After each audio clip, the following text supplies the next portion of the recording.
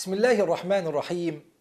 الحمد لله رب العالمين، والصلاة والسلام على خاتم النبيين سيدنا محمد وعلى آله وصحبه أجمعين، وبعد.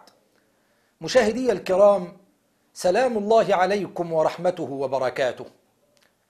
استكمالا لحديثنا عن النقاط المتعلقة بزكاة الفطر، نجيب اليوم عن سؤال مهم، وهو: ما هو وقت وجوب زكاة الفطر؟ فأقول على بركة الله: ذهب الحنفية إلى أن وقت وجوب زكاة الفطر هو طلوع فجر يوم عيد الفطر، واستدلوا لذلك بما رواه نافع عن ابن عمر رضي الله عنهما قال: أمر رسول الله صلى الله عليه وسلم بزكاة الفطر أن تؤدى قبل أن يخرج الناس إلى الصلاة. فدل الحديث على أن أداء زكاة الفطر إنما يكون قبل خروج الناس إلى مصلى العيد، فعلم بذلك أن وقت وجوبها هو يوم العيد. كما استدلوا لذلك أيضا بأن تسميتها زكاة الفطر يدل على أن الفطر سبب وجوبها. قالوا: والفطر إنما يكون بطلوع فجر يوم العيد وليس قبل ذلك، لأن الإنسان في كل يوم من رمضان يصوم ويفطر، ولكنه يعتبر مفطرا عن جميع صومه بطلوع فجر يوم العيد.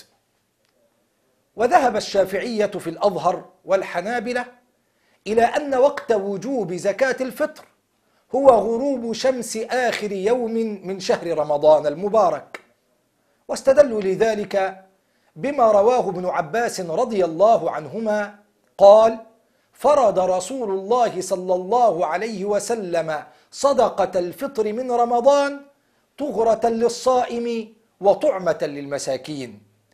قالوا: فهذا الحديث يدل على أن وقت وجوبها هو غروب شمس آخر يوم من رمضان، لأن رسول الله صلى الله عليه وسلم أضاف الزكاة إلى الفطر، وهذا يعني أن أول فطر يقع عن جميع رمضان إنما يكون بعد غروب شمس آخر يوم من شهر رمضان المبارك.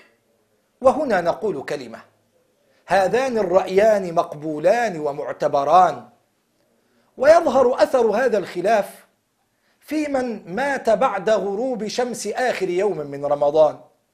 فعند الشافعية ومن وافقهم تجب عليه زكاة الفطر، لأنه كان موجودا وقت الوجوب.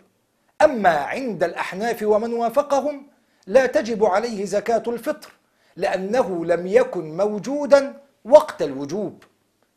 ويظهر أثر هذا الخلاف أيضا في من ولد بعد غروب شمس آخر يوم من رمضان.